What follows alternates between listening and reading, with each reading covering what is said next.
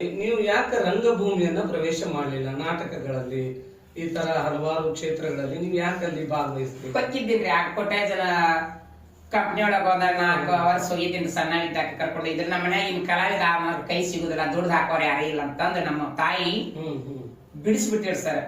ಬರೀ ಅಕ್ಷರಕ್ಕೆ ದುಡ್ದಾಗ ದುಡುದು ತಾಯಿ ಕೈ ತಂದ್ಕೊಟ್ಟು ತಾಯಿನ ನಂಬಿಟ್ಟಿದ್ದೆ ನಾನು. ಚುನಿ ಇಂತಿದ್ದು ದೀಡ್ ತೊಲಿ ಬಂಗಾರ ತಂದು ಕೊಟ್ಟೆ. ಸೀರೆ ಮಾಡುವಾಗ ಅರ್ಧ ತೊಲಿ ಕೊಟ್ಟಿದ್ರು, ಲಗ್ನದಾಗ 1 ತೊಲಿ ಕೊಟ್ಟಿದ್ರು. ತಾಯಿ ಕೈ ಕೊಟ್ಟೆ, ಎಲ್ಲೂ ಮುಂದ್ ಮೋಸ ಮಾಡಕ್ಕಿಲ್ಲ ತಾಯಿ ನನ್ ಕೊಟ್ಟೆ ಸರ್. ತಾಯಿ ಕೈ ಕೊಟ್ಟೆ, ನಾ ಎಲ್ಲಿ ದುಡ್ಕೊಂಡ್ ಬಂದಿದ್ದು ತಾಯಿಗೆ. ಹಿಂಗಾಗಿ ನಂದು ಏನಾತಪ್ಪ ಜೀವನ ಅಂದ್ರೆ ಈಗ 2 ಹೆಂಡತಿ ಮಕ್ಕಳು ಬೇಕತ್ತೆ. ಮೂಗಿನಾಗ 1 ಗುಜ್ಜಿ ಬಂಗಾರ ಮಾಡಿದೀನಿ ಅಪ್ಪ ನಾವು.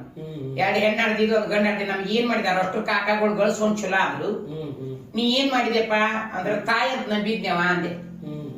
ಏನ್ರಿ ಈಗ ನಮ್ಮ ಅವಷ್ಟು ಅಲ್ಲಲ್ಲ ಅವನೇ ಹೆಣ್ಮಗಳಂತ ಕೊಯ್ಕೊಂತಾಳ ಸರ. ನನ್ನ ಹೆಂಡತಿಗೆ ಮನೆ ಜಾಗ ಬಿಡ ಅಂದ್ರು.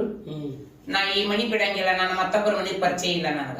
ಚತುರ್ ಬಸರ ಆದಾಗ ಹೋದಾಕ್ರಿ ಸೀರೆ ಮಾಡೋ ಕೊಬ್ಸದ ಮನಿಗೆ, ಮತ್ತೊಬ್ಬರ ಮನಿ ನೋಡಿಲ್ಲ. ಅದೊಂದು